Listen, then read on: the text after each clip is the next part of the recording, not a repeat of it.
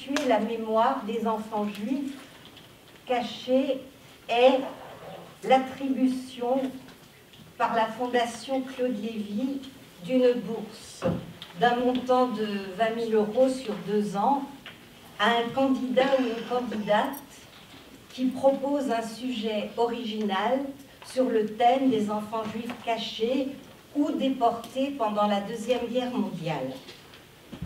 Le premier lauréat pour les fidèles d'entre les fidèles, si vous vous en souvenez, a été Antoine Burgard. Le livret pédagogique qu'il a rédigé se trouve sur le site de la Fondation. C'est le fruit d'un long travail de recherche et d'entretien avec des enfants juifs cachés, dont certains, comme Roland Lévy et d'autres que j'oublie maintenant certainement, sont dans la salle.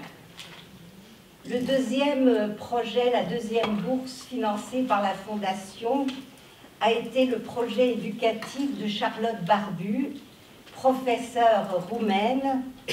Il s'agit d'une écriture de scénario avec les élèves de différentes écoles de sa ville de Galatie, sur la base de témoignages d'anciens déportés, avec une création de décors, une mise en scène pour de petites pièces de théâtre qui ont été jouées et filmées par ces élèves. Le thème peut se retrouver sur une publication également sur le site de la Fondation. Le comité scientifique de la Fondation a examiner les différentes candidatures pour la troisième bourse de la Fondation. Et avant de procéder à la remise de cette bourse, je souhaite vous présenter les différents membres du comité scientifique qui m'assistent régulièrement à tout moment de manière très constructive, très assidue, très chaleureuse également. Et c'est le moment pour moi de vous les présenter.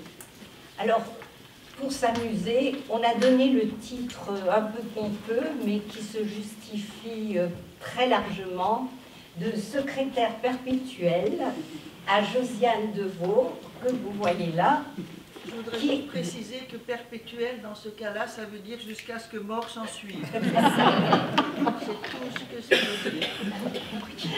Et qui est surtout en charge, outre les idées abondantes dont elle nous gratifie, de rédiger les procès-verbaux des réunions du comité. Je voudrais également appeler Sylvie Katz, je ne sais pas, Ah, tu veux bien te lever, Sylvie, pour qu'on te voie?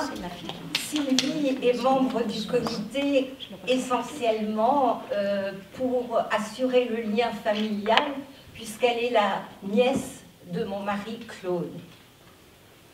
Francine Méran, elle va se lever quand même si la plupart des gens la connaissent, dont vous voyez déjà quelques œuvres autour de vous. Artiste de mémoire par excellence, elle s'adressera à vous cet après-midi. J'ai également le plaisir d'avoir autour de moi dans ce comité Friedrich Peter. Ceux qui le connaissent savent que c'est un enseignant et un directeur d'école très engagé. D'autres l'ont vu dans ses efforts de réconciliation entre les Juifs de Kehl et leur ville natale, et il assure également des cours à l'université Albert Ludwig de Fribourg. Le dernier membre, mais non le moindre, et sans doute un des plus anciens amis, Alain Facio, professeur d'histoire, qui fait un travail inlassable de mémoire dans le cadre de l'école européenne et dont nous avons le plaisir d'accueillir un certain nombre d'élèves.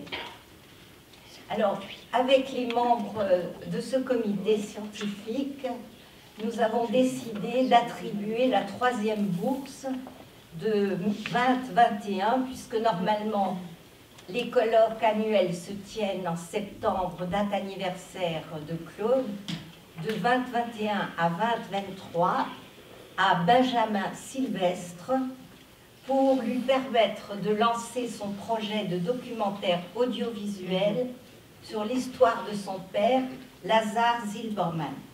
Benjamin, avec tous les membres du comité, j'ai l'honneur de vous remettre le diplôme de la Fondation et de vous donner la parole. Merci beaucoup.